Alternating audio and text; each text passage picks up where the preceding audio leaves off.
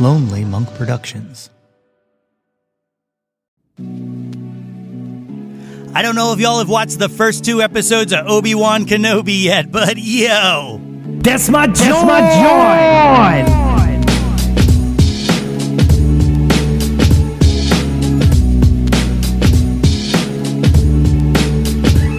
Hey yo, displace the guilt. What's good, friends and family, neighbors near and far? Welcome to an all-new episode of the Yo, That's My Jawn podcast. The podcast, website, brand, movement, way of life dedicated to the embrace and championing of your passions. I am your host, Nate Runkle, a.k.a. Jawn Carter of Mars, a.k.a. John Hannibal Smith. I love it when a plan comes together. A.k.a. the guy who keeps saying, I just can't help myself. This is so good. Every time he returns to the serving table for another scoop of potato salad at the cookout, whether it is good or not, aka Nate 3.0, back at it again with yet another episode of the podcast. As always, I hope this podcast finds you all in good health and in good spirits. On today's episode, I have an epic chat with singer-songwriter Jason Ager. It's a great conversation, and we totally lost track of time, so I don't want to waste too much time before getting into the interview. But first, don't forget to check out www.yothat'smyjawn.com for links to every episode of this podcast, as well as some articles I have written in the past and some mixtapes and playlists for your listening pleasure. You can also find links to our merchandise store where we have a variety of t-shirts available. So why don't you treat yourself and snag one of those? You deserve it. Also, if you are not already, make sure to follow us on all of the socials. Facebook.com/YoThat'sMyJawn or at YoThat'sMyJawn on Instagram and Twitter. As a matter of fact, if you hop on the Facebook page, you can find a recording of the Tex-Mex show that I just performed on Saturday with Season 1 guest Scott Miller. It was a rollicking good time. And of course, please make sure that you are subscribed to this podcast wherever you get your podcasts from. We have so many cool guests lined up this summer and beyond, and I don't want you to miss out on a single one of them. So hit us with that hot subscribe, yo, and be sure to get these episodes delivered to you every other week. And you know, if you want to be a pal, it would be super swell if you rated and reviewed us on Apple Podcast. As always, 5 stars would be the coolest, but I'll take whatever you have to offer. Don't lie on my behalf. I don't want you to perjure yourself in the eyes of the Apple Podcast review base. I value your integrity. Okay, enough of all that. Let's get on with the show. My guest today is a singer, songwriter who has made a name for himself playing more than 100 shows a year up and down the Mid-Atlantic region and beyond.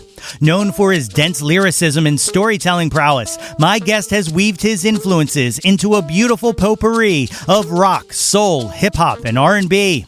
And did I mention he has his PhD in German literature? His latest single, Imposter Looks At 40, beautifully tells the familiar tale of a man measuring his life against that of a seemingly more successful classmate from high school on the cusp of middle age. And that song finds him playing all of the instrumentation on the track, including the guitar, the harmonica, the accordion, and the tuba. Folks, it is my honor to welcome to the show, Jason Ager. Bit here. Ladies and gentlemen, I am joined today by the great Jason Ager. Jason, thank you for joining me here today on Yo, That's My Jawn. Oh man, I'm so glad to be here. So I like to kind of just to open with a little touching base. And one of the things is I was immediately drawn and wanted to do this conversation because we have Jawn in common. We'll just put it out there. Many songs of yours have Jawn on them. You know, Zombie Jawn and Google Jawn and Fish and Jawn. Why don't you tell these 5 people just a little bit of the love of your love of the word Jawn? So, I mean, I guess growing up, like my brother used to tell me all the time, like he was older than me, and he used to talk, you know, about you know, the way that we talk in the area that we're from, and so anything he said, man, I thought was cool. You know what I mean? Except for Rush, I was never into Rush. No? And he like loved Rush, and I couldn't figure that out. You know, it was like too much nerd rock for me at one time. I mean, I appreciate like the hits and stuff, but like he would like rock the Rush albums like in his room all the time. And I was like, ooh, I don't know if I can do that. But anyways, long story short, he would like talk about, the word Jawn all the time. And we used to like, laugh because he would tell me stories about his buddies who like worked at the Philly airport. And, they'd be like, first day on the job, and the guy was giving him like a training, and he's like, "Oh, it's easy. When you want to fill up the plane with fuel, you just take the chump and you stick it in the Jawn, and you're good to go." And he was like, "What?" So like ever since that story, I think like I just love the word Jawn. And then when I lived in Europe for a while, and I got to really appreciate like regional dialects. Like over here, like we don't have dialects per se. Because a dialect requires like multiple different things. Like you have to have lexical changes, which are like, words need to change, as well as pronunciation, as well as grammar. So we have more regional accents. We don't have much that qualifies for dialect, except for certain things like in this area, like we say the word Jawn, but so that's like a specific thing that we do that would almost qualify for like dialectic changes. So like when I was learning, in living in Austria, I was learning German, and like I was learning the local regional dialects. So I was learning these words that have no other, qualifications outside of like a, 20 square kilometer area. And it just made me appreciate and love the fact that Philadelphia has that. We have that, in our built into our makeup, being in the area, and I don't care if you're a transplant to Philly or if you're born and bred, like just, you gotta embrace it. You know what I mean? So I try to instill it in my kids, and, I try to, make sure I, pronounce things the way they're supposed to be pronounced, despite living in South Jersey these days. And there's a whole nother thing down here, but yeah, so I think that's where it all comes from, man. Like thinking that my brother was the coolest thing in the world, and I still do. And, just starting to appreciate regional dialect, and as close as we get to it as Americans, this is it, Yeah, that I went to school in Western PA college, okay. And like they have a lot, like yins. Is a big Pittsburgh kind of specific and for Manny Brothers and whatnot. exactly. So but like I've researched the use of the word yins, and like it follows the Appalachian Mountains and the Scots Irish and whatnot, kind of bridging their own lexicon there. But it's really awesome. Do you have any opinions? We've now I think talked about it in 2 podcasts or something like that. Have you seen the I Am John Morgan? Yeah, the worst, right? You know what? Like I embrace the fact that he's trying to identify with a certain demographic, in the city, and I love the fact that he's trying to rep his Philadelphia roots, perhaps. But like the thing that bothers me the most, like first of all, Jawn is never somebody's name. You know what I mean? Like, and in my use of it and understanding of the word and its myriad possibilities, right? It's never like you never refer to somebody as Jawn. Like that's just wrong. And it's more of like my issue with that is like not. It's a little bit cheesy, but it's more like the issue that it's not being used correctly. Yeah. You know what I mean? Like he should know better, right? If he's really from Philly, he should know better than to do that. But there could be a different way around that. Like I'm John Morgan, I got you, Jawn. Like that would work. Yeah. You know what I mean? Like, but doing the I'm John Morgan, it just doesn't work for me. So it's almost like here's what it's like. It's like almost like if he was like a transplant in New York, right, and wanted to still like identify as like a Philly guy. And then was like, I'm Jawn Morgan. That would make more sense to me because he's advertising in a different market. But he lives in Philly and is advertising to Philly people. I can't be the only one who feels like this. I know. I guess you're the same way, right? Yeah. It's been a much like eye rolling debate. Like I half jokingly was like, oh no, maybe it's time to change the name of the podcast. I saw that. I was checking out your wall there, and I was loving a lot of stuff on there, man. You were cracking me up with some things. Oh well, thank you so much. Well, tell these folks a little bit about yourself. Like, where did you grow up? So I grew up kind of like the northeast Philly area, right on the kind of the borderline between like Huntington Valley and the northeast, like Red Lion Road and that area. So like at that like in that area we like identify. I mean, I guess it's kind of throughout the city. We identify with like the parish that we belong to. You know, like very heavily Catholic city kind of thing. And so I grew up, and then I went to school in Philly. And then I left for a long period of time. You know, I was in DC and Baltimore and over in Austria, in Europe. And now I'm in South Jersey, so not too far away, but it's never as close as where I grew up, like right on the border. Yeah. So, you said you had a brother. Any other siblings? Yeah, I'm one of 7 actually. Oh, I'm wow. Youngest of 7. Yeah. And my dad and his family, they were born down in Grays Ferry. So like he was actually born like in a chair, because he's older. Like he was born like in a chair that every one of his siblings were born in. And like I'm like, wait, you mean like a chair at a hospital? No, like a chair in this house in a row home on Grays Avenue, like Grays Ferry, right that area. Wow. So like it's nuts, yeah. So we go way back in like the Southwest Philly area, and then he moved out to the suburbs, but actually to like kind of like farm country area, and then eventually came back to the Northeast area. But yeah, so I'm the youngest of 7. Youngest, okay. Yeah, I'm the baby by like 13 years. Wow. So that brother I was talking about, he's about 13 years older than me. Okay. When you're like growing up, like what did your parents listen to? What were your folks' music kind of output like? So it was funny. Like my parents, because they're older. Like my dad's 91 right now, and my mom's 80. She'll be turning 81. So she grew up, listening to, or they grew up, I guess, listening to Glenn Campbell and Tommy Dorsey and all the great jazz players, Benny Goodman, all that kind of stuff. So like we always had a great appreciation of jazz around the house, and not necessarily jazz like the instrumental stuff, but more like the kind of standards, like the ones that would be sung, like Gershwin stuff, like that kind of thing. So I had that going on, at home. And my dad was always like really supportive of music, and my mom too. They both like dabbled in music here and there.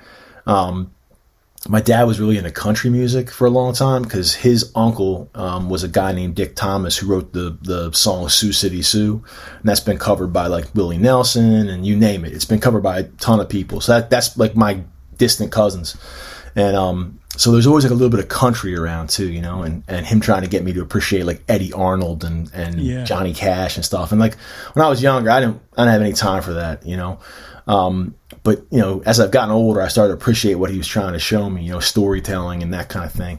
But it was funny when we would like go on like car trips, and my dad loved to drive, so we were always driving, and like we identified, like we could, like I didn't want to listen to his like old fogey kind of stuff, and he didn't want to listen to like Metallica and stuff that I wanted to listen to, like or like Alice in Chains, like in the 90s, so like we kind of like figured it out together. Like we got together over Creedence. Yeah it's like a episode from The Big Lebowski, you know what I mean? Like we had Creedence tapes, he and I would like make tapes like back in the day, like people make tapes. Like I had like a Creedence tape, and eventually like it led us into like the Beatles. Like we listened to Beatles together, and like like we would listen to others like of that 60s era, because like his other kids were all kind of they were born in the 50s and 60s, so like he kind of knew it from hearing it from like their rooms, you know what I mean? Yeah. But we really connected over Creedence, man. It's a funny kind of thing, but yeah, he shares my love of Creedence Clearwater Revival. That's incredible. So what other, like, so youngest of 7, what about the older siblings? What were they kind of filtering in your ears? Oh man, like they would talk about, like they were kind of more like the Flower Children generation, a little bit after that, I guess, like, mostly in the 70s. Like, they were into like Cat Stevens and like the singer-songwriters kind of that era, Jim Croce and that crowd. And I was like, yeah, okay, I can get this. You know what I mean? Like that was like my entry into like the songwriter world, and then my youngest brother was closest to me. I would just go in his room and like steal his records, not the Rush, but everything else. Like I would just borrow his records. So like I listened to like Jethro Tull for the first time because I borrowed his like greatest hits CD he had. Like he had all the vinyl, But after a while, we like didn't have needles for the record player downstairs. Mm-hmm. And I still had my record player that I had like, you know, I had like a 7-inch of the of YMCA, man, by the Village People. And I used to jam that when I was like 5, man. I dug it. But so like I would like borrow his CDs like that had already been like, you know, processed. So like, you know, I remember the one CD that I kind of kept stealing from him was Full Moon Fever by Tom Petty. You know, oh man, that record. And it was so cool, right? Because in that time when it was still like tapes were still going on, and you had vinyl still happening. And in the middle of that record, if you listen to it on CD, if you ever get a hold of the ones from like the actual, you know, 80s, like when they first came out, the CDs, early 90s, right in the middle of the CD, he stops the record. He's like, now we're going to take a minute for our record and tape players to flip the tape over. I'm like, this is the weirdest thing. Like, he actually kept it on the record, like, or put it on the CD. And it's just like Tom Petty's voice. And like 10 seconds go by, and then song number 9 starts or whatever. Like, it's just like it's a weird, quirky little thing that I like always loved. And I mean, I'm big, so he got me into Tom Petty. You know what I mean? So it's funny. Like, you know, I guess I picked up a lot of music from my siblings. They played stuff, you know, or talked about things, and you know, they still come see me play when they can, and you know, and we talk about music all the time. My brother-in-law, for example, is a huge Bob Dylan fan, and we talk about like Dylan and Springsteen, because he tells me stories like him seeing Springsteen when it was like in this tiny little club, like out in the main line. And he was playing to like 30 people, you know, like it was like nuts. Like, how much would you pay to see that show, right? Dude. Like before it all, you know, happened for him, you know, struggling artist kind of era. But yeah, so yeah, music's always kind of been around, you know. I think that's probably the case for a lot of artists, you know, like you're kind of bred and into this environment that allows you to kind of express yourself at some point, hopefully. Yeah, what can you pinpoint like when you started to find like your own thing that was kind of independent of them, like the first thing that kind of, you know, that stuff kind of built towards, but like, you know, the first thing that you were like, oh, this is inherently mine, like this is nobody else's. The stuff that they didn't listen to. Yeah. I think it was definitely like I guess it was probably early in the era of like CDs, when like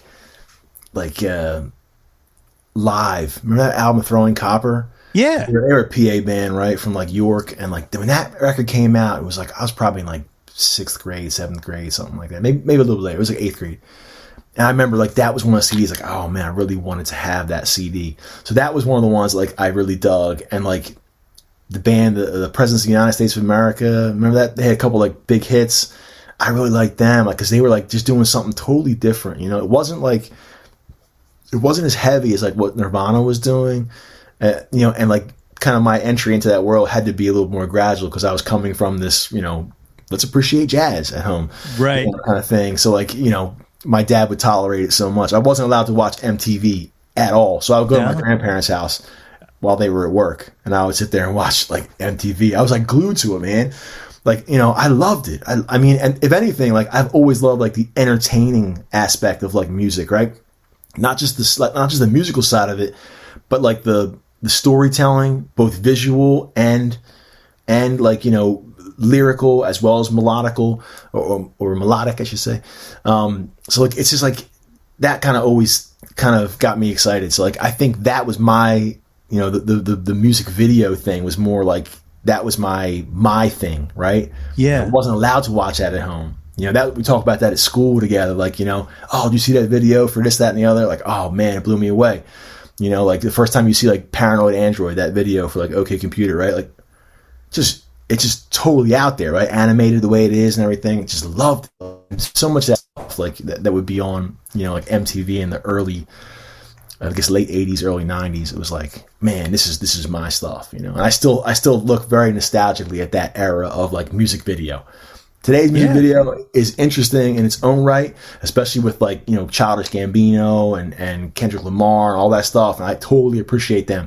But there was something about that early 90s, late 80s music video where it was like a new art form, you know what I mean? And like people like Tom Petty and others were like dabbling into that world. And that was it for me. Like that was like, oh man, I want to do music and make cool art that goes along with the music, and like that was like, oh, I want to do that, you know. Yeah, it was like it's an awesome period, that kind of late 80s early 90s period, because like it's now a bunch of people who have witnessed what works on MTV and stuff like that, and now it's like, okay, we understand what it can be, now let's push it. And like you said, like a lot of that stuff from that time are like small art films. Like they're just really brilliant. And, you know, like someone like David Fincher, that's where he started, you know, right. And, you know, all those guys, Mark Romanek. And yeah, oh my God, I do. I really miss the music video. I mean, you know, people still release them, but it's just, it doesn't have like it doesn't feel like it has the cultural impact like it used to. No, like I remember seeing like the what's the Living on the Edge video by Aerosmith. Remember, he comes in, he's like painted like half. Like black, so you couldn't see his body. The other half's like his normal like skin color, and like he's standing there naked, like holding his junk. Like it's a really bizarre like image, you know. It's like, wow, you know. And then he starts like singing to the track. It was like, whew. And you know, I forget who was that actor that was in there. It was the guy from the Terminator film, the second Terminator film. Remember? Oh, that young child actor. Yeah, Eddie Furlong. Yeah, Eddie Furlong. That's it, man. Nice, dude. Look at that. These are the things that live in my brain. They just rattle around, right? Oh man. But yeah, no, it's like I remember seeing that record, like, or that CD, and being like, oh my God, I got to go get the record. And then like once you got the record, it was like, wow, like this was a fantastic record. I still love that record. Get a Grip is like probably one of the best Aerosmith albums of all time, my personal opinion, with Amazing being the, you know, quintessential song on that record for me anyways. Not to say there aren't other great songs there, but that was like this, and like so much of that era was like putting these singles out with the videos and everything. And I feel nostalgic for that era, because nowadays it's too like easy to be distracted by all like the YouTube videos. For like everybody's got a video for everything now, and I try to make them too, you know, like I make lyric videos and this, that, and the other, and you know, try to put the word out about the music that way. But there's something about like having an actual produced, you know, and people still do them, but it's like it's harder to get a hold of them, you know. Yeah, you know. Yeah, there's no one place that we all go, you know, to find it, in my opinion anyways, you know. And it's like, and then you have like the TikTok thing, which like I'm still trying to rack my brain around. It's like I don't understand it, because it's only like 30 seconds or less. So what are you like, you know? And I see like artists, musicians like on there, thinking to myself like, how deep can you really dig in that much time? Like, you know, or how does that even work? You know, and not that I'm saying I won't do it at some point, but like, I'm slow to these things at times, because it takes me time to wrap my brain around what is it that I'm trying to do here, you know? Yeah. And yeah, so I guess I love that era, man. And that was like the thing that I brought home. That was like, oh, this is mine. You know? That was it. Yeah. When did you start? When did you start writing music? Like, when did you did you play music in school at all, or? Yeah. I was. My mom made me take piano lessons, starting at 8. So I took from piano lessons about 10 years, and I think, you know, I would like write songs around the house, just like putting my own words to like existing songs, you know what I mean? Kind of like a Weird Al Yankovic kind of thing. Yep. You know, so like I was always writing stuff in my mind, but I didn't take it seriously enough until I was probably, you know, like a freshman in high school. My dad got me a guitar when I was 14, and like that just opened up, you know, Pandora's box in terms of like what's happening musically. You know, I think he thought I was going to play like, you know, country songs, you know, Eddie Arnold and, you know, the crowd, you know, Willie Nelson songs, and you know, I love that stuff, don't get me wrong, but you know, I wanted to play, you know, Metallica and you know, and punk music and this, you know, like I wanted to dabble in that world, you know. So then in high school I was given a trombone, because they had like 1 million piano players. Everybody played piano. Like, we don't need any more piano players. We had this really great virtuoso kid who's now like, you know, he went to Peabody. He plays like organ around the world, you know, for like different things. He was like my classmate. So I'm like, I guess I'm not playing piano. So they gave me a trombone. I sucked at that. And then eventually they needed somebody to play the tuba for graduation. When I was a freshman, they were like, "Oh, we need the band to play the tuba. Our tuba player's graduating. Here, just you'll figure it out." It gave me a tuba like a week and a half in advance or something like that, or 2 weeks. It was like, we're gonna practice up these songs, and like it made sense to me. It clicked. So I played tuba for 8 years in high school, and then in college in like the jazz band in college. So, and then I try to use it in my own music now too. So like that gave me the base of like understanding, chord structures and things like that. But in terms of writing like original songs, I guess I probably was 15 or 16 when I really started to like dig into that world of being like, wow, I want to try to say something here. And initially it wasn't anything that was, worth saying. Some artists like come out at that age and they can just figure it out, right? Like they know at 18 that they're going to say something profound. I think I'm just now saying something profound, and I've got like 20 years on that, so like, I'm like the quintessential late bloomer, it takes me time to figure out what I'm trying to get out, that, and I'm easily distracted. So like trying to write a song takes me like 6 months, and when they do come out quick, it's like, those are the great ones, I think, but at times they still need, revision. They need that time. For me anyways, I need time. So I guess like 15, 16, somewhere in there, I started putting together like crappy, like wannabe hard rock songs, like a little bit of, Alice in Chains mixed with like a little bit of Leonard Skinner, it was like Southern rock, hard rock, kind of thing. And, that was not really great, but then I discovered G Love, man, believe it or not. Oh yeah. When I discovered G Love, it was like, holy God, who is this dude? And like finding out he's like a Philly guy, it was like, oh my God, this guy opened a whole new world of like what music could be like, and it doesn't be super processed or anything. It could be just raw, and I love that about his records. He's one of those artists, right? Like, I think you're going to ask these questions later, but he's one of those artists that whatever they put out, I'm consuming it in some way, shape, or form. Even if it's not like super well received by the critics or whatever, like I'm buying that record, I'm rocking those songs because they just said something to me. Yeah, it was, it was really great to be able to tell him like that. It was the same way for me. Like I loved hip hop and I loved rock music, and like I never thought I could do hip hop because like I didn't have a DJ, I didn't know how to make beats and stuff like that. And then G Love hits, and I'm like, oh my God, I can play guitar, I can rap, like, I can do it. Like, it was like a permission slip to like, merge the two worlds that I've, been sticking my toe in for so long. It was like a whole awakening, man. Like, it was crazy. Yeah, that whole rap and blues thing, like, he blows my mind to this day. Some of his records are like still on repeat, in my my house and whatever else, and trying to show my kids like, yo, this is G Love, right? That kind of thing. And, So like that, I guess like about 18, I started like hearing that, and I was 17, 18. I was like, man, that's what I want to write like. Yeah. It brought together all the elements. Like there's a little bit of like a rock edge to some of his stuff at times. And then there's like this old school thing, right? Like the, crafting songs, like, like there's a little bit of like jazz, a little bit of blues, a little bit of country, all kind of mixed in. Like he brought a lot of things together for me. And I think I tried to emulate him, a lot, in my music at that era. Like when I was in late high school and college, like I was playing, Philly clubs, underage, that kind of thing. And trying to kind of cut my teeth in the same kind of way. And, writing songs that were similar, in my own vein, but definitely with the rapping and the kind of, a lot of lyrics. And, I've since gotten away from that a little bit, just because it took me way too long to write a song. I don't know how he does it. Like he can just come up with stuff and be like, here's the whole song. Like, or like the freestyle thing. I'm like the opposite way. Like I need to write every single word out. Every syllable needs to be like crafted,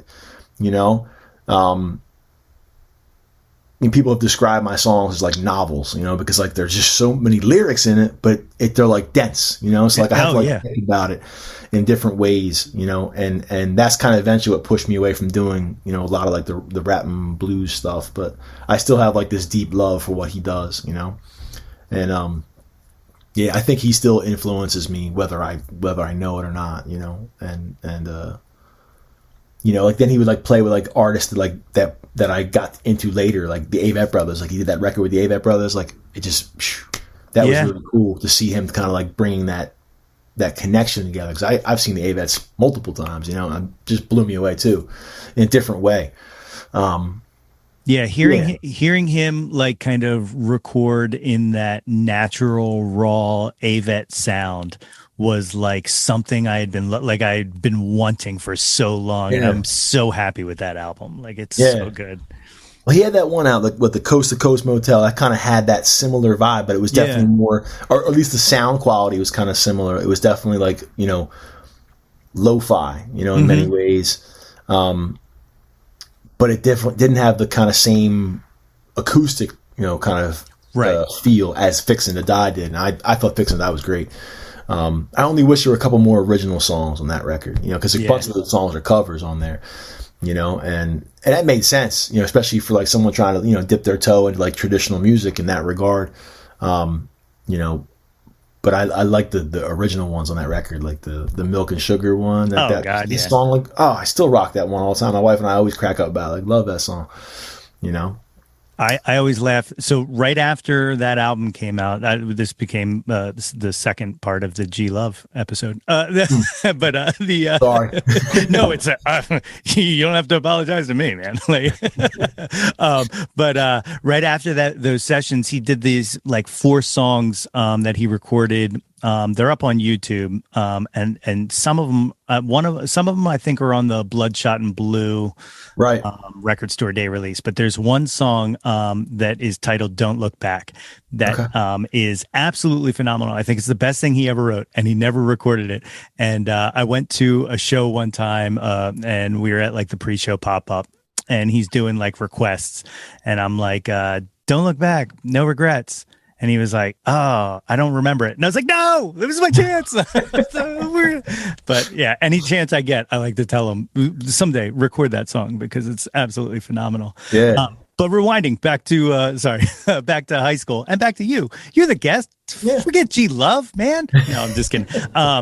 So it's funny that you said that they just handed you a tuba because the exact same thing happened to me with baritone. There you go. I went to marching band because my friends were in marching band. They were like, I don't know, they'll give you a cymbal or something. And they were like, do you play instruments? I was like, I used to play trumpet a little in elementary school. And they were like, here's this giant horn, learn it. And I was like, what the, you know,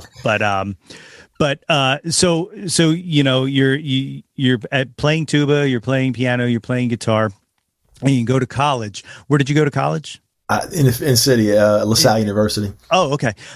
Which and not to, I'm jumping all over the place here, but to let the listeners know, you are my second doctor on here because you have a PhD in German Lit. I do. Yeah. Was your major English in English and German? Yeah. Okay. And somebody grabbed me outside of the library. I was coming out of the library. And they were like, "Hey, you take German, don't you?" One of the professors was like, "You took German, don't you?" And I was like, "Yeah, actually I did." And he's like, "Come see me. I got an idea." And I was like, "Okay, I'll go see what it's about." You know, a respected professor. And then he's like, "Hey, I have this author I encountered, and here's a novel that he wrote. Like, you know, this Austrian guy." And he's like, "Why don't you just, you know, look into this and see if it's something that, like, you know, sparks your interest and let's talk." And so like it developed into a Fulbright. So that's what brought me over to Europe. Okay. So I won a Fulbright fellowship to go study in Austria because of this like professor who like reached out to me and was like, "Hey, you speak German?" I'm like, "Oh yeah, kind of, yeah." And it just kind of blossomed from there. And then like it was one of those situations where I didn't know how to like turn it off. You know what I mean? Like it's probably I'm a loomer. I didn't know what I wanted to do with myself. You know. So I was like, you know, I want to follow this to its logical conclusion, you know, like, and I spent the time learning the language, what do you do with that? Well, you could teach high school, or or find a German company to work for. I was like, it wasn't really my thing. So I was like, I really looked up to these professors that I had met, in my undergrad experience. Like that's the job I want to do, and then the way to do that is get the doctorate degree. So I pursued that angle and, wound up doing my PhD down in DC at Georgetown. And, it just, it led me for the past, 15, 20 years. Like that was my journey, and including now, like I'm still teaching, college classes, although I'm kind of hoping to transition into the different, kind of line of work, because academia is a weird animal, especially these days, with like universities closing up shop and the lack of tenure positions and adjunct professors, doing all this labor. And I hate to say it, but it's God's honest truth. I never try to hide my failures, because they can be instructive. I'm still adjuncting, and it's, I haven't been able to teach German in a couple of years because the universities that I work at decided that it would be a good idea to kill off their foreign language programs. So, here I am with a foreign language degree, one of the highest you can earn, arguably, a doctorate in a foreign language, and very little opportunity to use it. So I'm kind of trying to figure out, different strategies and approaches. I always think about that Baz Luhrmann song. Remember, it's like, the most interesting people I know at 40 don't know what they're going to do with their lives, right? I'm like, yeah. I guess I'm in that category. It's so true. They played that song on XPN recently. Oh, really? and it was like the first time I had heard it, like since it came out, probably, or around that time. And like listening to it now as an adult, I was like, oh fuck, it's all there. Like it is all cross me on the sunscreen, right? yeah, man. Right? It's all there. Like it was a roadmap, and I was just like, this dumb song, Right? Exactly. Yeah, I didn't know what to do with it, but like thinking back about like that one line stuck with me. Like the most interesting people I know at 40 don't know what they want to do. It was like something like that, some line in there, and I was like, oh god, here I am. I'm trying to figure it out. You know what I mean? And maybe that's a beautiful thing in the long run. Trying to figure it out, right? That's the thing. Maybe not being, trying to say you got to figure it out and then you're miserable, for a long period of time. Maybe the thing is trying to figure it out, I don't know. When I figure it out, I will give you a call, man. We could do this conversation again. Look, I don't have it all figured out, but and I say this as someone just a few years older than you. So, and that is that I have found, and this is just for myself, that I feel like I most have it figured out when I just stay true to myself. Like anytime I've ever strayed from who I am at my core, that's when like all hell breaks loose. That's and that's where the unhappiness comes from. But as long as I just kind of stay that path, like it may not be as successful as I want it to be, or it may not, but it is, it keeps me focused. You know what I mean? Like it's kind of how this all came about, Yeah, and I think this is great, man. I'm like I said, I was checking out the Twitter and seeing who he had on. I was like, man, this is awesome. Yeah. So when did you start kind of like playing out, like focusing on playing out? Like when were you comfortable with your songwriting to kind of start? I guess it was when I was in, like I said, I was in college playing these clubs. Like I remember at that time, you probably remember they had Y100 or whatever. That was like the station, right? And between them and MMR, they had like that Tuesday night music club at the Grape Street, the original location. Yeah, Manayunk, and I was like, ooh, I want to play that really bad. So like I just started trying to, we played wherever we could at like different local colleges, and then eventually like just called up.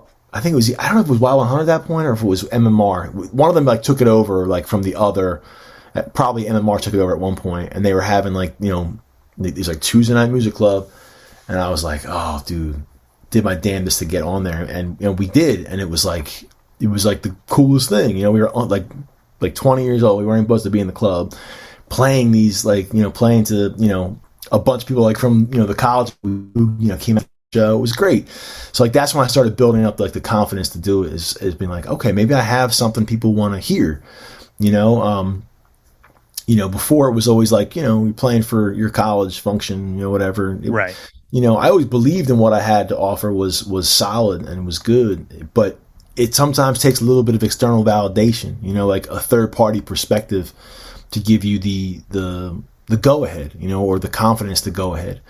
And, that was what it was, like that like actually being able to get into clubs and play these clubs and like, drum up local support to come see you play these clubs and that kind of thing. And that kind of gave us, a little bit of, chutzpah or whatever you want to call it, and it just blossomed from there. So at that point I was playing in a band, like it was like a little trio, and I still play a lot with a trio. That was like a different iteration of what I'm doing now. Just a different kind of, was definitely funkier, more with the hip hop kind of thing. We would play with bands like, at that time, like some of the bands in the area who were doing like the hip hop, like Stretch Lefty and Philadelphia Slick. And like, we would do shows with them. And, sometimes they put us on with like a reggae band who like had a rapper in it. And like, that would kind of do that thing. But it was really like that era, like when, before all like the social media, where you like literally had to get out there and kind of impress somebody from a radio station to get these, these club appearances, or like, promise to the club owner you can like bring people out. And like, then it really became like a situation of like, okay, you can do it one time. You can bring people out one time. Right? You can ask your friends, you can hound shit out of them, right? Like, you got to come and see, right? You can do that. They'll come once. Maybe you have good friends, they'll come twice, right? Yep. Maybe. But after a while, if you're still able to continue to play these places, people will still continue to come see you. That like really just gives you the idea that you have something. Now, whether that something is going to catch fire and become, something entirely different on the next level, that's remains to be seen. But that was like what it was, at least for me, that kind of opened up that world. Like, oh, I can do this. Like, I can go out and play, I can play shows and stuff. It was kind of that external validation a little bit, Yeah. The Grape Room was always my target whenever I was in doing it. Long time ago, but whenever I was doing it, back when I was doing it, that was always the focus. What other area places were you frequenting? Yeah, so we played a lot at the North Star Bar. Missed that place. Great club. And we got to open for like a bunch of really, really great acts there. Like Roots of Creation and like we used to book our own bills too. Like they would let us like put our own bills together, and that was kind of like one of our home spots. But we played World Cafe Live, a fair share, and we used to play this place out in Media called the West End Saloon. It was really a great little spot, little live music club. We used to play the Grape Room, Grape Street, depending upon which iteration was at the time. And then like we would try to get out of the area a little bit. So like we would go up into like, the larder area at that time. And then eventually when I came back from Europe and kind of did my solo thing, and then like under my own name, then I really tried to start push it really hard, because I was living in DC. So I was playing, all the way down to like, North Carolina and South Carolina, all the way up to like Maine, trying to like, run as many cities as I could and play as many places as possible. Like in New York, we would do, Rockwood Music Hall, and in DC, we played at the Iota, try to get around some decent clubs and open for some folks that would, be impressive, and get us in front of people, and kind of give us the opportunity to do that. Yeah. Which is kind of a tricky thing at times. The trip to Austria and stuff like that, did you get to play over there at all? I did. I played it was kind of a weird situation. I got, because I was working at like a school, like studying at the University of Vienna, but also working at this local high school, or what they call Realschule. It's a different kind of situation. It's kind of like a school that sets you up to do more, they track their really young there. So like if you're like 12 and you want to be a carpenter, and like that's what you do, like you go that route, like you decide at a very young age. So this was like a high school that had kind of different tracks inside of it. So I was teaching there, and the music teacher found out that I played, and he asked me to come play for like their local their Christmas concert, whatever they called it, like the holiday concert. So I came out and I played like one of my songs, and I think I played Stepping Stones, right? Back to G, right? I played that song too. Like lets people know where I was from, and like no one in Europe had heard that song. No one knew that song. Like, sorry, G, but like in Austria, he probably has a fan base, but they didn't know that song, right? But like the music teacher was like, "Wow, okay, didn't see that coming." So then they put me on the they had this thing called the Donauinselfest, which is like actually the largest outdoor concert in the world. And it's over like multiple days, like at, this big thing. So I was on this one side stage, curated by this high school, music teacher who actually has a whole long crazy story of his own. He's like a world-renowned, flautist, right? So really? He's a really great, flute player, jazz stuff and whatnot. But I played for this thing, but it wasn't as cool sounding as it might be. Although I did get to see Nena play after that, which was cool. Hearing Luftballons in the original, you know what I mean? And this was like in 2004 or whatever. So like, this is after her career, but it was still cool to see her like up there jamming, But it was fun. It was I got to play at that. That was like my one of my couple gigs that was like, yeah, all right. That's awesome. That's awesome. So one of the things that I noticed, you released a few albums, and then now you're like a single guy, singles and EPs. So this is a conversation that comes up so much on this podcast that I love just getting everybody's kind of perspective on it. Do you see an album in your future again, or are you just kind of like happy being able to release as you're kind of putting things together? Yeah, so I mean, some people get to the point where like after they've said something, right? Like once you put a record out, like you've put 8 songs, 10 songs, 12 songs, whatever it might be into this thing, right? Then the natural follow up to that is like do something shorter, right? Because you've expended that huge amount of energy. I did like 3 albums in a row, in quick succession, like from between like a 4-year thing. I put 3 things out, and we did well. We like sold out of them all. We played on those records. Like we were able to move them, and people loved them. But I found that as the music industry has started to change, and like this was like kind of like the middle of that, of like the 20 teens, right, where like people were stopping like the purchase of physical CDs is often, right? They were getting music from different places. And that's when I was like, if I put, new stuff out, like I don't want it to be, a record where I have to spend years producing this one thing, because the way the attention span is now, and I fall in that same category, and I struggle with it myself, is that you're better off, in my personal opinion, putting out, snippets of stuff. And maybe I'm contributing to the problem. I don't know. But even like the diehard music fans that I know don't sit down and listen to a record straight through anymore. Like it's less. The vinyl thing has been weird, right? Returning to vinyl, that has put people back in that mindset of listening to records again. So I'll say this much. I do foresee putting out EPs in my future. If I do put out a full-length record, it will be vinyl. You know, like I have one thing on vinyl, but it's a 45, so it's an A side and a B side. Like that kind of thing. And I do like those kind of snippets because it lets me kind of wear different hats.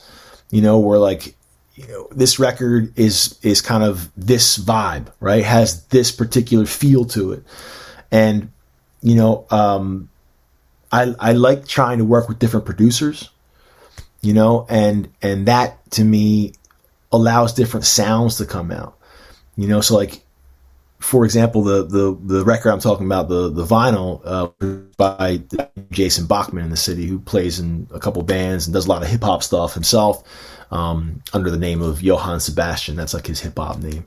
And so that record has a certain feel to it, a certain vibe to it. We've recorded it in a very specific time frame, after spending, a couple years playing together, on the road, here and there, different kinds of, bars and clubs and whatever.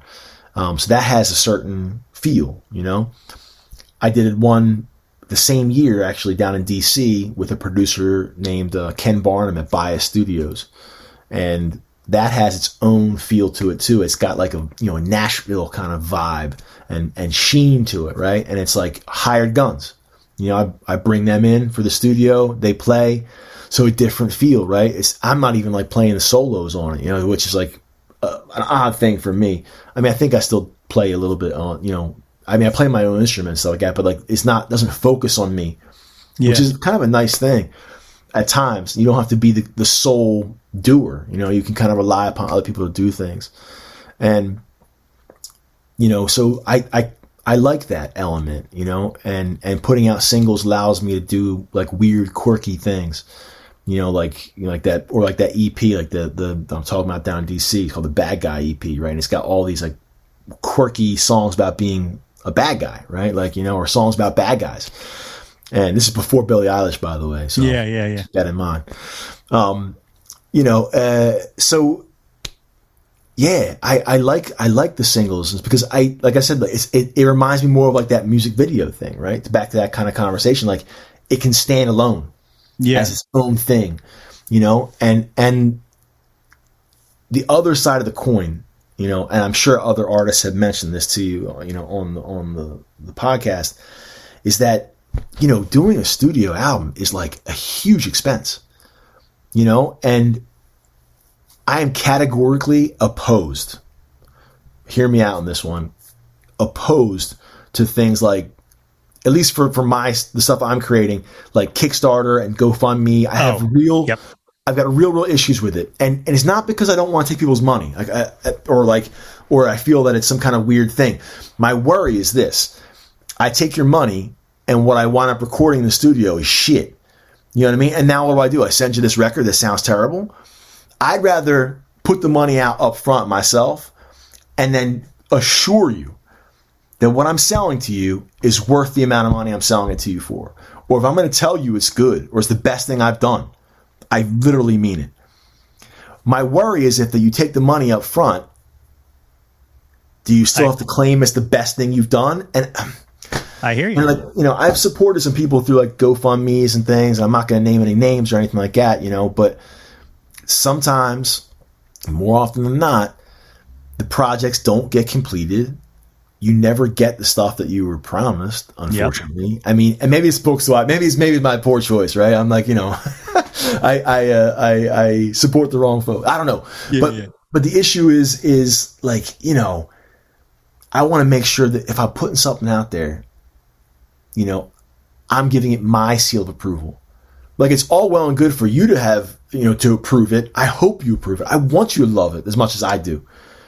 But if you love it before you've heard it, that's like, what was it? Is it Henry Ford or Thomas Edison used to take his prospective employees out to lunch, and they would have like a meal together, and anybody who salted and peppered their food before they tasted it would immediately be disqualified from the job. This is the way I feel about GoFundMe, right? Because like, you're funding a record you haven't heard. Yeah. And the other way around for me is the way I want it to be. I want to sign off on it, right? Because if it's not as good as I want it, I don't want to put it out. And maybe that's the reason why when I support people, I don't always see the product because they're not as happy with it as they could be. I'd rather go and spend the money on it and take the chance myself before ever taking somebody's pennies. This way I know what I'm giving. I know what I'm selling is a worthy product, right? So like, in order to do a record, like, you need a shitload of money these days. Yeah. And so for me, like, trying to grind it out, doing, shows to help pay for the record, it's much easier to put out a single where I can spend a couple grand or whatever I need to spend on a specific, single song. And this way, I can kind of encapsulate its own thing. It's got its own vibe.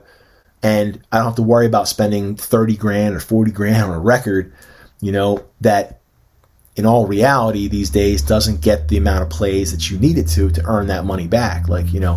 I think, it's probably a product of this, this larger conversation about the music industry that's occurring, is that, we're so focused on single tracks, right? Playlisting, right? Spotify. This encourages artists to release singles because, you might have a great record on your hands, but how are you going to be discovered? Someone's going to put you on a podcast and, not podcast, a playlist, and then you're going to have people hear you, right? And then they're going to come back to your page. And if you have a record, maybe they'll listen to it, but they might not. They might only like that single, So, and you see that happen, right? Like artists who have success with playlisting, you'll see the discrepancy. Like the one song on their playlist will have 5 million hits, and the next closest song has like 50,000. Yep. So it's like, is that the record that's really getting people turned on, or is it just that single, right? So to me, it's like the environment that has been created by the music industry currently just really facilitates, or maybe that's the wrong word, but maybe it elicits artists to create singles and to push out snippets, Yeah. It's true. And it's taken me a while to come to terms with it, because I'm an album guy. I love to sit with an album and get engulfed in it. But maybe, and this is kind of just a reflection of where we are as a society and as consumers and stuff like that. Maybe the album should really be a special event. Right. Maybe the album should just be, primarily for, a cohesive thought or something like that, or something like, the latest Kendrick Lamar album is right. A great example of oh, by the way, in 2 weeks, I'm going to release just an incredible piece of art, something like that. But for the most part, and Leah Menaker, who was on the show, she kind of put this in my ear, and I've been thinking about it a lot since you said it, is that for an independent artist, an album doesn't necessarily make sense right now. Right. Because you don't have that draw to kind of make that entire thing stick. And like you said, playlist placement, that's it. I mean, it's more important than radio. It's more important than TV. It's, that's it. Yeah. It seems like you can kind of develop a persona just having had a couple placements, which is nuts to me, but it is what it is, I'll have to send you the track that she and I are working on together, actually. Oh, awesome. Yeah, cool. I didn't know that you had her on, but I should have dug a little deeper into the archives. Archive, man. But yeah, she's great. She's producing a track for me right now. So that's what I mean. I can work with her while I'm working with Johann Sebastian, while I'm working with this dude down in DC, while I'm working with the folks at Gradwell House here in Jersey. I've got a bunch of pokers in the fire. And the only way I can feel I can do that and make it sound right is that they all have a different vibe. Yeah. So that's the beauty. We've talked negatively about the single. The single can also be really beautiful because for that reason, you have these little time capsules. Boom, boom, boom, boom, boom. Right. And for someone who has as much of an attention problem as I do, getting a single done for me is all right, I've accomplished something, and so that keeps me doing it, I think. And working with people like Leah is a breath of fresh air, because she approaches it differently than other people I've ever worked with. She's very vocally in tune with what she wants to do. Whereas other artists want to do the instrumentation far more. Or it stems from a different place. Working with her has taught me different kind of things, or I'm learning from her anyways. She's great. Yeah. So awesome. So the latest single, Imposter Looks At 40, fantastic, first of all. And, definitely one of those songs that hits home. I have a big question about it. Has the high school friend heard the song? I never sent it to him. He hasn't used social media or anything like that. So, and frankly, we didn't have a falling out or anything like that, but he was working at one of the colleges I adjunct at. and he was literally a vice president, you know, yeah. like, and it's like, you know, and he kind of had his shit together, you know, frankly. And like, I'm still trying to figure it out. And like, and that like sitting down with him was like, I used to, when I would go to his office, like, of course he had like this cushy office on campus. I would always be like, Dr. Ager's here to see, you know, this individual, like, let him know, like, you know, and we would crack up laughing about it. And like, you know, we'll always be friends. I think it's just, I don't want him to feel negative about it, because it's not about him really. It's about me, right? Where I feel that I should be and where I'm not, you know, or, you know, maybe it's the whole facade of us believing we need to be anywhere. Right. And that's maybe what it really comes down to, because, you know, the whole imposter syndrome is just a fallacy anyways, right? Like, it's kind of, you know, it's not a real thing. It's a fabricated notion.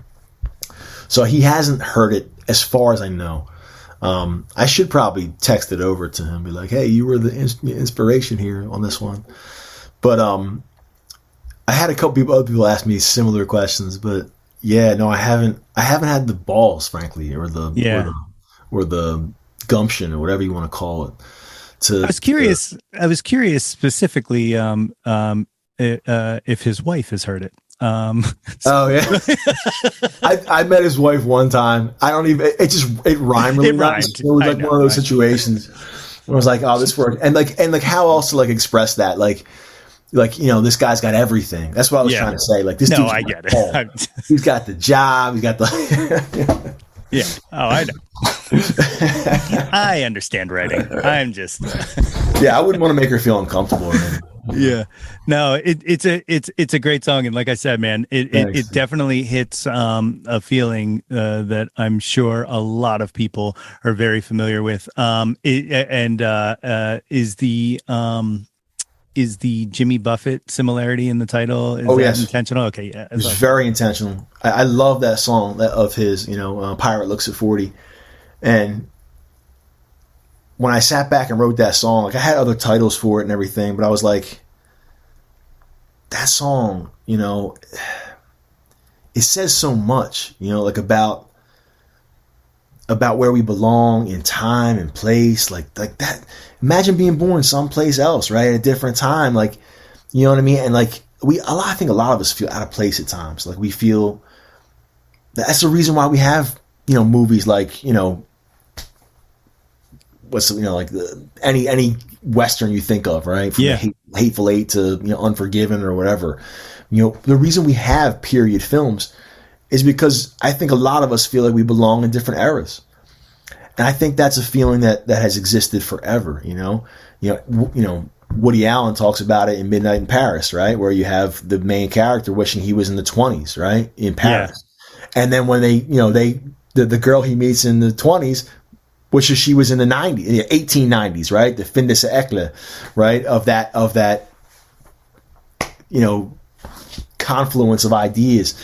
I think we all kind of vibe with that, you know, and when I thought about what I was trying to say in the song, like that imagery of his, like being born too late for your purpose, or just not being in the right place, it just felt like it dovetailed so nicely with like the imposter syndrome, right? Like people look at you and expect a certain thing because you're either a certain age, or you appear to have it together, or you have, you know, 3 little letters behind your name.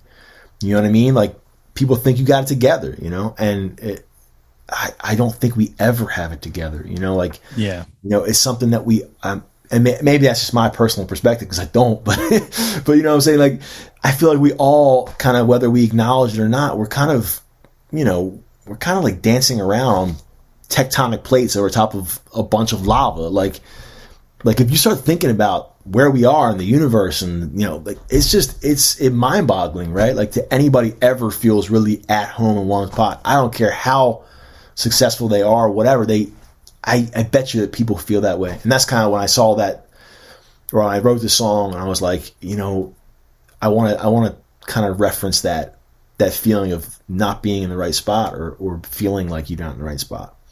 And so, yeah, that reference was intentional. I'm so glad you caught it too, because a lot of people don't get that, you know. So you know, I think I write songs that you might appreciate.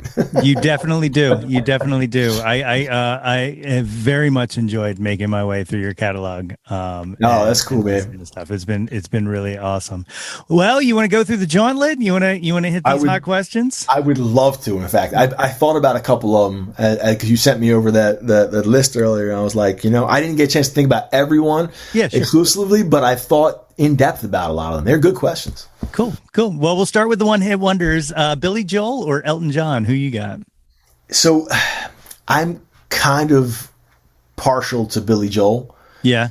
Only because I feel like the Brits have enough, when it comes to music. They got enough. Yeah. We need to support some American artists too. No, but he's got this one song called Vienna Waits for You, talking about finding your place, right? That song, I don't know if you've ever heard it, but it's the lyrics slow down, you crazy child, you're much too ambitious for a juvenile.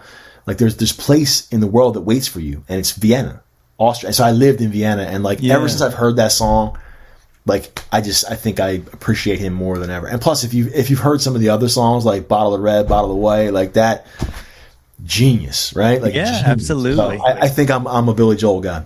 I love it. Next one, Debbie Harry or Joan Jett? Joan Jett, man, all the way. Hometown. I love rock and roll, man. Definitely. Aretha Franklin or Tina Turner? Aretha Franklin. Mm-hmm. Yeah, so that's one of the ones that I'm going to have to replace. Everybody picks Aretha. Harry likes Aretha. Yeah. The big one, one of the big ones, Nirvana or Pearl Jam? Pearl Jam. Yeah. Pearl Jam. Yeah. I appreciate Nirvana. I love Nirvana for what they were, but and this isn't a bad thing. I don't know how, at least for me anyways, I don't know how well their music is aged. It was very much time capsule for that era, and I know a lot of artists are covering their music now, even what's his face, Sturgill Simpson did that In Bloom cover, and there's a bunch of covers out there of reimaginings of these songs. They still feel Nirvana songs and that quintessential angst about existence, right? Yeah. In many ways, and this isn't a negative thing, it just hasn't aged as well as some Pearl Jam songs I feel like have aged. And this is also due to the fact that obviously we lost, that poet, tragically. I feel like Eddie Vedder's had a chance to really expand his writing.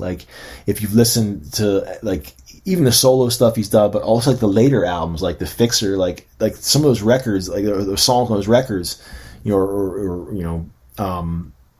just really allowed him to blossom, I think, as an artist. He's saying things that are profound, in ways that, not that Kurt Cobain didn't do that. I feel like just perhaps it's the breadth of material and the sheer excellence of that breadth. Yeah. That makes me just really appreciate Pearl Jam.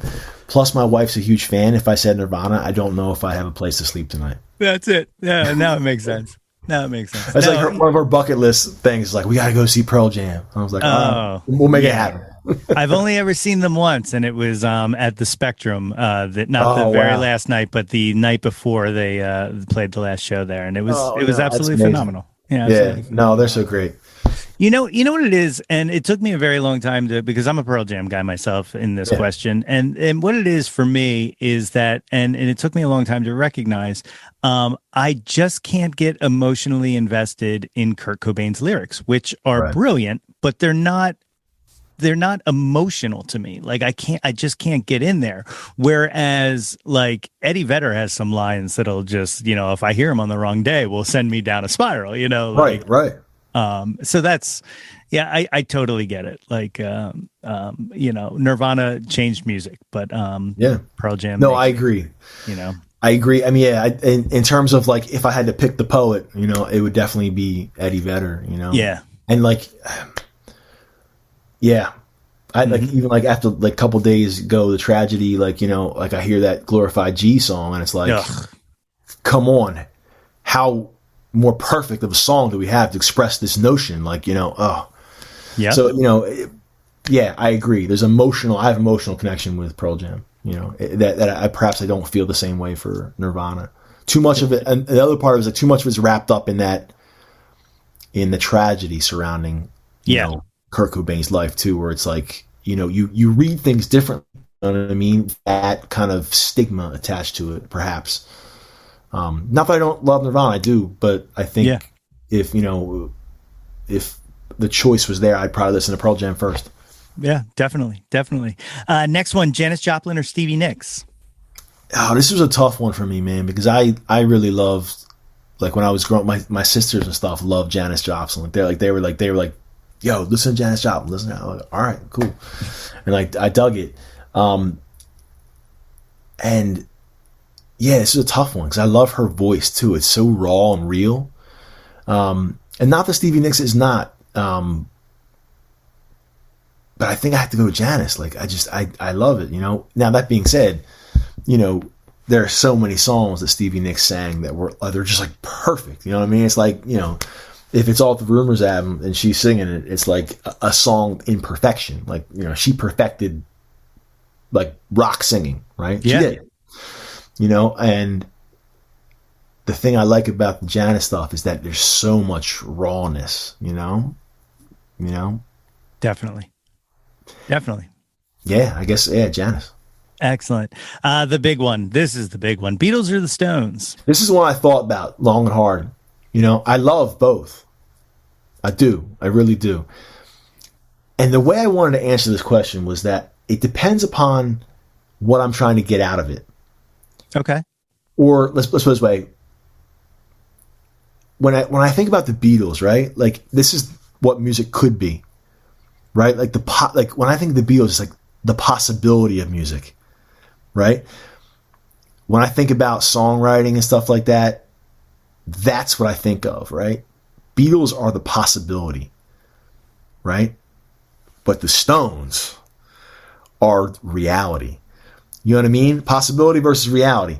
The Rolling Stones are real. You know what I mean? And any given day, I might choose to listen to a Beatles song because of the perfection, because of the inspiration that's there. But invariably, when I write a song and I perform it out live, it's probably a hell of a lot closer to the Rolling Stones, and that's probably why I think of them in different worlds. Like, people love to make that comparison. I think it's a fair one to make, right? Because they're same era, same country, you know, like same circle of people, more or less. But they have such entirely different trajectories, you know. Like, one's blues based, right? The other one is pretty much, and this is the way someone explained it one time, the Beatles are responsible for indie rock. The Stones are responsible for, like, you know, everything else. You know, like the rock exists elsewhere, right? And so many people emulate the Beatles. They want to be like the Beatles, but I feel like so many people wound up being more like the Stones just because they're real, man. Like, they're like a bunch of buffoons on stage, like, just like, you know, drinking and causing trouble, and, like, you know, we all want to be the Beatles, but we tend to be the Stones more often. You know what I mean? Like, that's kind of the way I want to answer that question, you know? I like it. It's perfect. It is true too. It's like the idea of who I aspire to be versus who I am, you know? Right, exactly. Yeah. And we all, look, they were able to achieve things that I don't think anyone will ever fully understand. So how many documentaries need to be made about the Beatles, you know? But the Rolling Stones are still doing it. They're still rocking, you know, they're still playing those songs. They're still, you know, doing their thing, you know. I mean, I know they're down a member now, but, you know, it's still the Stones, you know what I mean? The Beatles, it was like lightning in a bottle, you know what I mean? They caught it for a few years, but even by the end, they couldn't stand each other, you know? So it was like, holy cow. But then you have the Stones who are still, like, playing together, you know. You know, Keith's still trying to beat away, you know, attackers of Mick, you know, would-be attacker. You ever see the video? Uh-huh. It's crazy. Like, smacks a dude with his guitar and it goes right back in the next chord. It's like, the best. Man, what a cool, like that's, you know, that's not perfection. That's, like, reality. You know what I mean? Like, you have this great show set up, you have everything planned, and next thing you know, you're getting bum rushed by some crazy fan on, you know, like, or, you know, whatever. Or, like, even like their experience with you know, the Hells Angels at Altamont, right? Mm-hmm. You have the Beatles at that festival, right? the Stones were there. They were playing, like they were with the people, like that's kind of the way I see that world. I digress. I'm sorry. No, it's perfect. I love it. I love it. The last one-hit wonder, Bohemian Rhapsody or Stairway to Heaven? This is an easy one for me. Definitely Bohemian Rhapsody all the way. Growing up playing piano, was like, that was one of the songs that I loved to play, and like, I used to be able to do like the whole solo too, like even on the piano. I spent time with that song. Stairway has its place. It does. But any given day, man, I'll listen to Bohemian Rhapsody. Definitely. That song never gets old for me. Like there's just so much in there. From like Brian May's playing to Freddie Mercury singing to the piano playing and like the full orchestral voices in the background. Like it's just it's nuts, and Stairway has this thing, but at the end of the day it's like kind of the same thing, right? It's like, it's the band, it's Zeppelin. Bohemian Rhapsody, talk about like lightning in a bottle, like that's perfection. It's magic, man. It's pure magic. Yeah, exactly. Pure magic. All right, so the top 10 countdown. Again, I don't have to tell you this. You are a Jawnosaur. I made that word up. Yeah. I have my own term for it. I'm actually making T-shirts right now. I'm going to send you one when they're done. It says random Jawn generator. I love it. Right? That's my new T-shirt coming out soon. Perfect. Yeah, So you can use Jawn to be anything. It doesn't have to be music. It can be whatever you want. But number one, what was your first Jawn? What was the first thing you were obsessed with when you were younger? Oh wow! So my first Jawn was the He-Man Jawn. Yeah. No, I was like the Power of Grayskull all the time, man. Like I just love that cartoon. Like later in life, now looking back on it, it's kind of cringeworthy, but man, the Power of Grayskull was my Jawn. Would you say it was cringer worthy? Okay, get out of here. I'm making stupid He-Man puns now. No, I love He-Man. I was a big fan. And, I love He-Man too. It's awesome. Number two, what's your current Jawn? What are you into right now? Oh, my current Jawn. I found this. I didn't find. I mean, I came across this writer. Her name's Susanna Clark. She wrote this book called Piranesi, and I just read it, and like it blew my hair back. It was really like a fascinating thing, and I've been like reading her other novel, which is like 1,000 pages. I'm like, whew.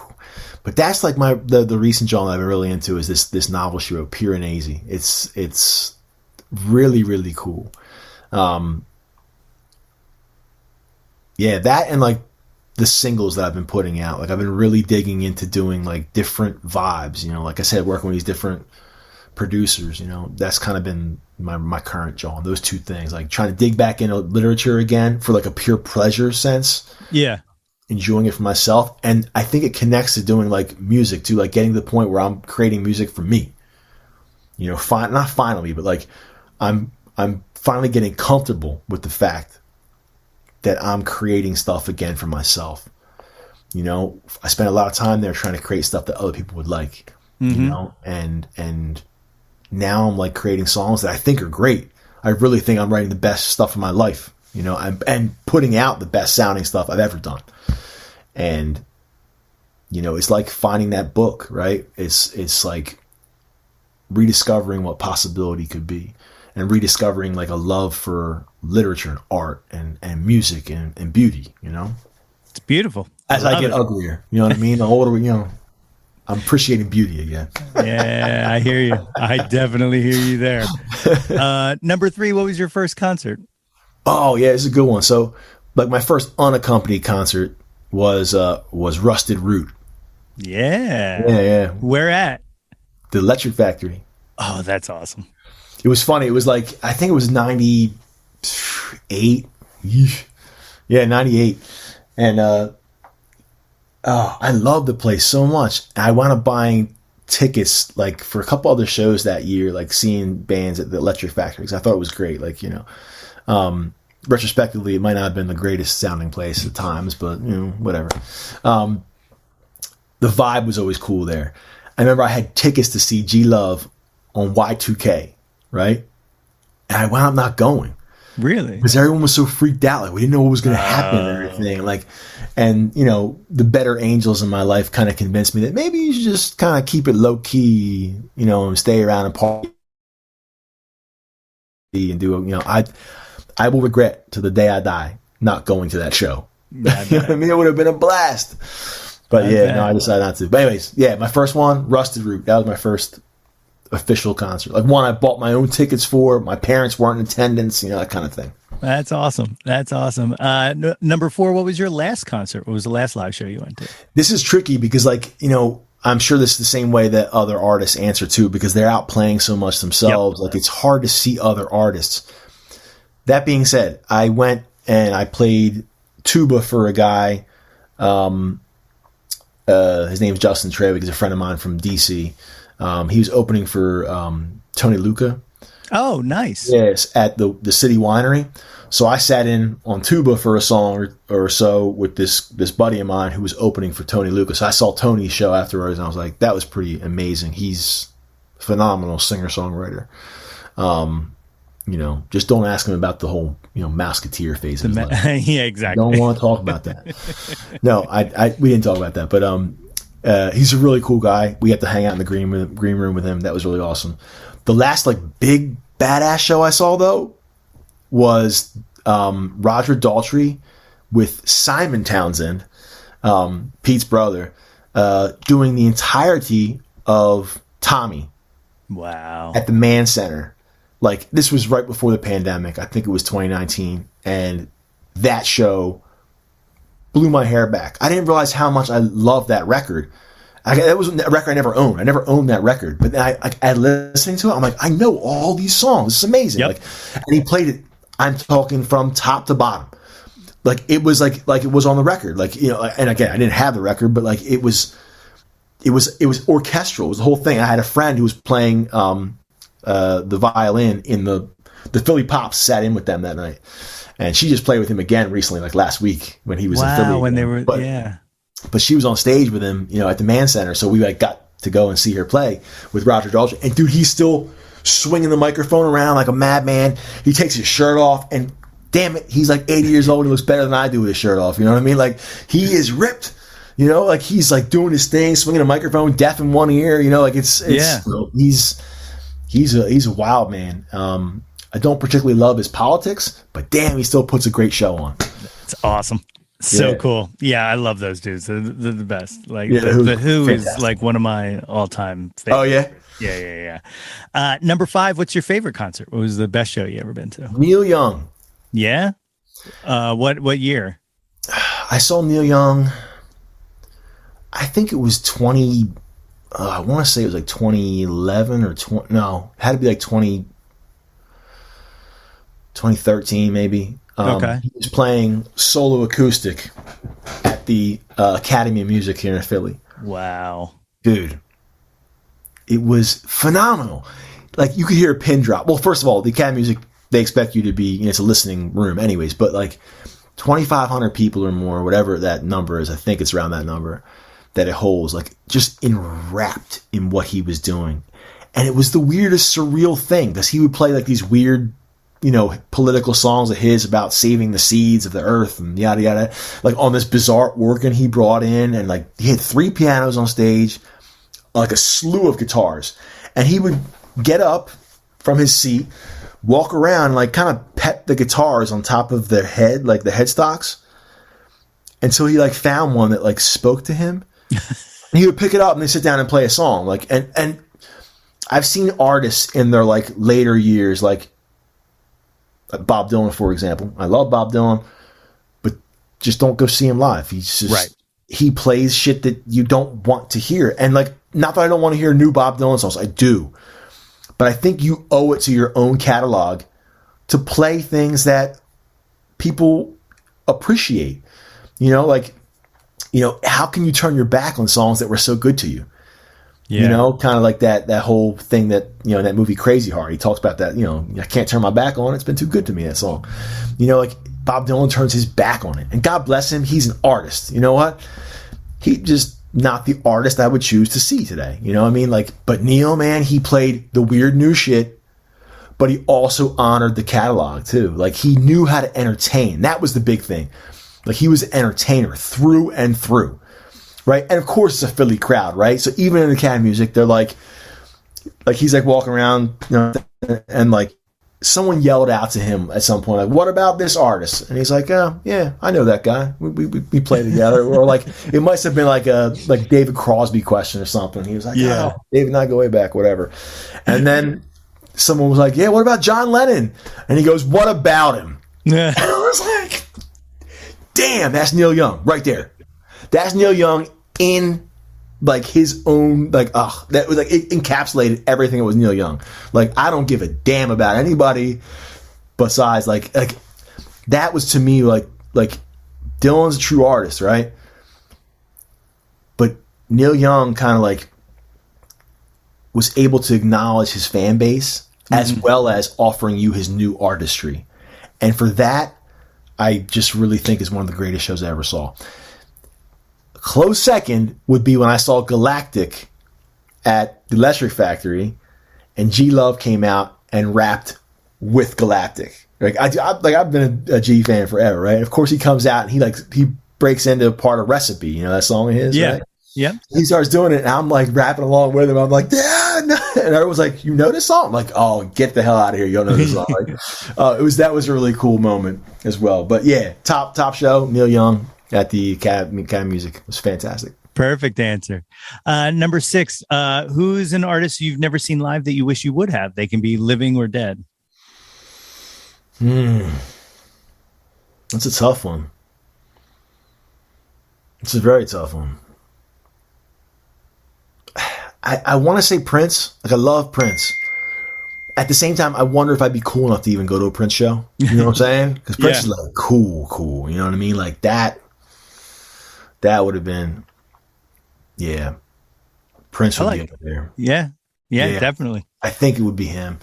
Although, to be honest, like I think if I could have seen like Biggie in like the early 90s when he was like top of his game, like just to be in the room while he was flowing the way he would do, like, you know, I imagine that must have been transcendent. Like, you know what I mean? You know, like still hands down, he's my favorite rapper. Like, you know, forget about the whole East Coast, West Coast stuff. Like just hands down, just the best flow ever. Yeah. You know, and you know, that would have been cool to see him like early days, like when he was just figuring it out, you know, like had some of those like hits that were about to be hits, you know, and that kind of thing. Yeah. That would have been friggin' amazing. You know, again, I wonder if I'd be cool enough to be in the room, but you said it could be living or dead. It could be, hypothetical. I love it. Versus the reality, right? I love it. Number 7, name an unappreciated, Jawn. Something you wish more people paid attention to. I wish there was some like, you know, more appreciation of certain movies. And for example, The Replacements, man. Like the Shane Falco, man. Come on, Footsteps Falco. Like that movie's a fantastic movie. And there's like not a lot of love for it out there. I think it's a great film. Like it is purely underrated. That movie is phenomenal. I agree with that 110%. Like, you know what I mean? And like, you know, you have like Jon Favreau in there and like, you know, just a killer lineup. Gene Hackman. Like, it's a great sports film. And I think you're right. It gets ignored when we talk about like great films. So like, I think there's like some unappreciated films that I would like. One of them, top of my list, right next to that film, is The Cable Guy. So good. Cable Guy. It's so good. In terms of like pure social commentary, might be one of the greatest films of all time. Yeah. You know what I mean? Like talking about, and this is before we like got into the internet era. You know what I mean? Like it was so ahead of its time thinking about where we would be as people, like just glued in, tuned in all the time, 24/7. You know what I mean? And like obsessed with the news cycle. Like we're obsessed with the news cycle right now, you know? It was like prescient, but it was also really ahead of its time. You know what I mean? And yeah, that's an unappreciated Jawn. Definitely. Jawn. Definitely. Hands down. Number 8, what's your favorite album? Ooh, that's a tough one too, man. Favorite album. Yeah. Man, that's hard.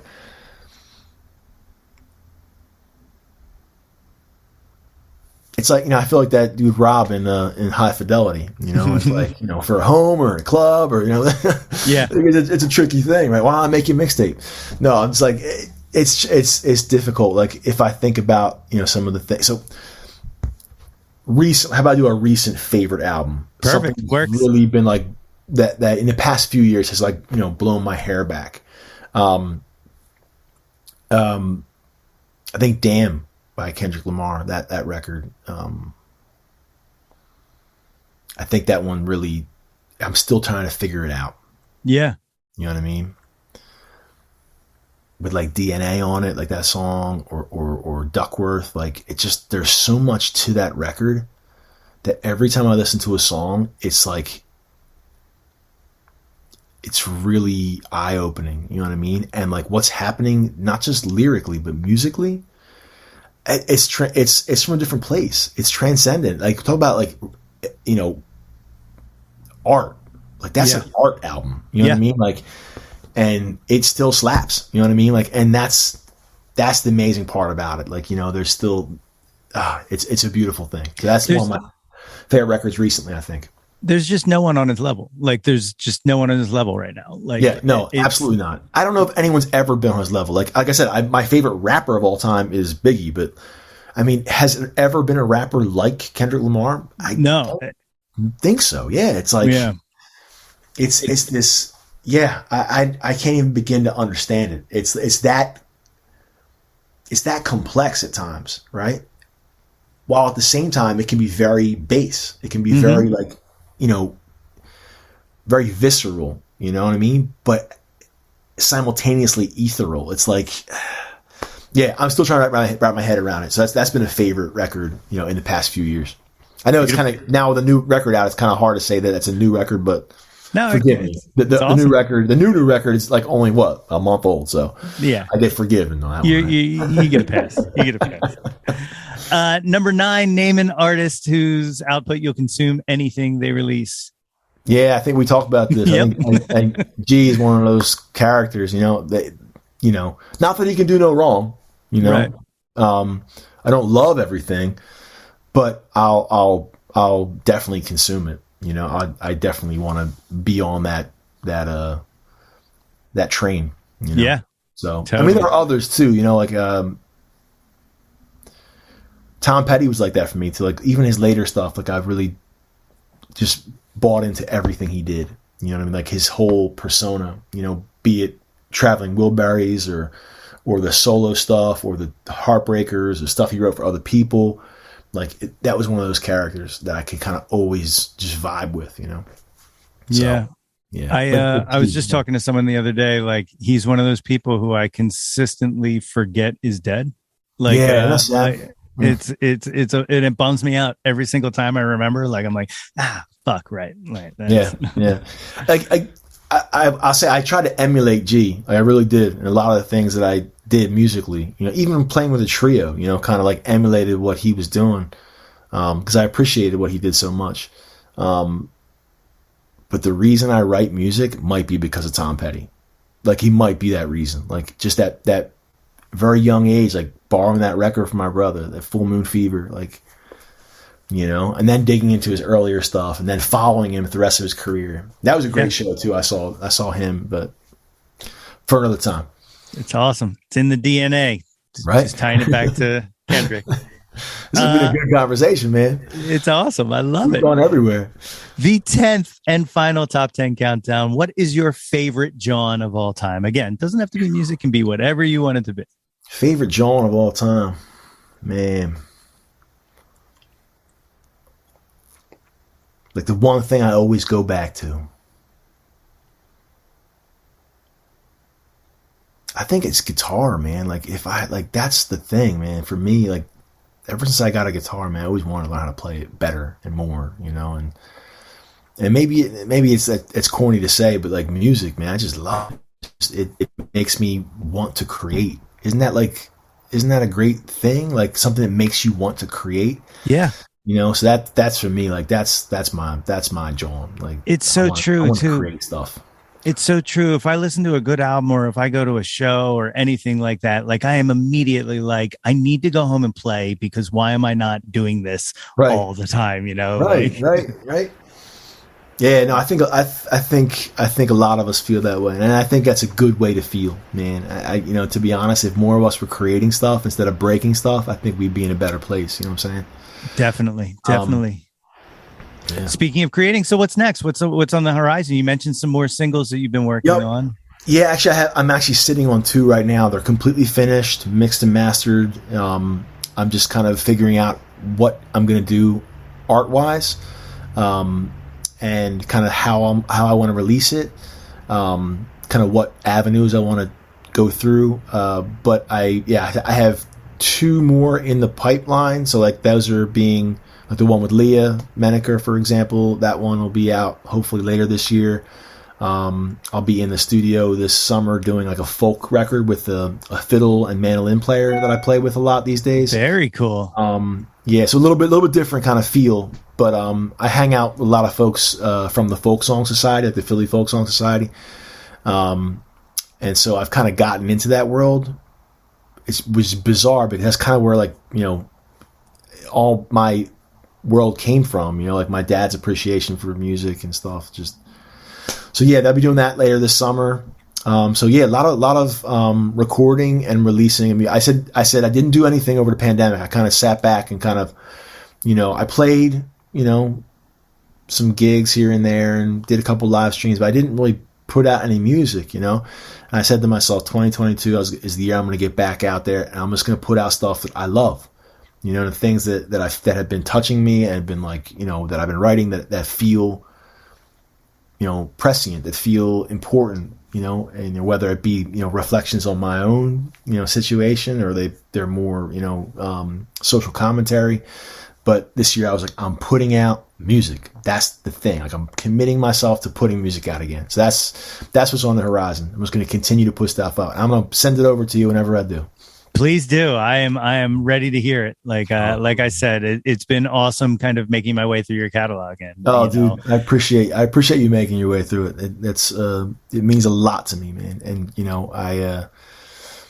these days it's always, having someone spend time with your music is a gift because of how distracted we can be. It's so easy to get derailed from checking something out. So man, I appreciate you for that, dude. I appreciate you having me on the podcast. This has been fantastic. Oh, dude. Anytime I get talking to somebody who appreciates the same things I appreciate is a great thing, I love it so much. If anybody wants to find you on the internet or on your, tell these people your socials and whatnot. Yeah, so it's jasonager.com is the main website. There are links to all my, social media there. If you can't find me at that spot, though, it's just, Jason Ager Music, whether it's Instagram or Facebook or, any of the others, or bands in town, that kind of thing. You can find me, Jason Ager Music. Perfect. Thank you so much for doing this. Not just for doing this, but also the music you create and all that. I'm so glad that we got to have this conversation. I'm glad I got a new friend, man. This is fantastic. Yeah, dude. We'll definitely have to stay in touch, and I definitely want to make it out. You have any live shows coming up? I just did a big one last week. It was a songwriter night up in Glenside. I have a concert series show. It's a ticketed event up in Lambertville this summer. It's called the Big Bear Concert Series. I'll be doing that on July 16th. And that's a really great outdoor thing. It's kind of like an open field, out in a really beautiful area of New Jersey. So that'll be a lot of fun. And I'll be every 4th Friday of the month, I'm playing at this really awesome distillery here in South Jersey called Pine Tavern. And I'll be doing that with that fiddle player, mandolin player, Bob Tangria. And we kind of do a lot of original stuff there, a few covers here and there. And then on the second Fridays of every month, I'm at a place called Elk River Brewing Company in Maryland. And that is a fantastic, fun place to see the full band, the trio doing the whole thing, doing a lot of originals, bunch of covers, maybe a G Love song here and there. You never know. But yeah, so I'm around. You can find me out there on the stages of the local area. I'm not going to give up, man. I love it too much. you know? It's awesome. That is awesome. Well, thank you so much for doing this. Hey, and man, I thank hope you for everybody having checks me. your stuff out. I hope they do too. My thanks again to Jason for joining me on the podcast today. You can catch Jason live on July 16th in Lambertville, New Jersey as part of the Big Bear concert series. You can also find him playing every second Friday at the Elk River Brewing Company in Elkton, Maryland, and every fourth Friday of the month at the Pine Tavern Distillery in Monroeville, New Jersey. His latest single, Imposter Looks At 40, is available now on all major music streaming services. And for more information about Jason and links to all of his socials, you can visit www.jasonager.com for more information. If you haven't already, please be sure to subscribe to the Yo, That's My Jawn podcast, wherever you get your podcasts from. And the offer still stands. If you would like to get yourself a super awesome Jawn Scout Merit Badge for Citizenship of the World, all you have to do is give us a little rate and review. Don't forget to visit www.yothat'smyjawn.com for articles, merchandise, and links to all of the previous episodes of this podcast. Like us on Facebook at facebook.com/YoThat'sMyJawn for updates and live streams. Follow us on Instagram and Twitter at Yo That's My Jawn, and search Yo That's My Jawn on YouTube to find the Yo That's My Jawn YouTube channel. We got all kinds of good stuff up there, so like and subscribe the heck out of that ish. We want to hear from you. Reach out, and touch some Jawn. Well, that is it for this week. As I said, we will be back next week on our regular schedule. Oh, yeah. Back-to-back weeks with episodes coming out. You are very welcome. Great stuff coming up on the horizon, so be sure to come on back and watch that sunrise with me. Blue skies. Until next time, everybody. Hey yo, displace the guilt and embrace the pleasure. Your taste in music doesn't have to be... Yo, That's My Jawn is a Lonely Monk production written and produced by yours truly, Nate Runkle. Theme song by Phil Tyler Music featuring Nate 3.0. Special thanks to Fox Run Brands, DX Ferris, Andrew Scott, Natalie Runkle, and the incredibly brilliant and wickedly stunning Katie Daubney.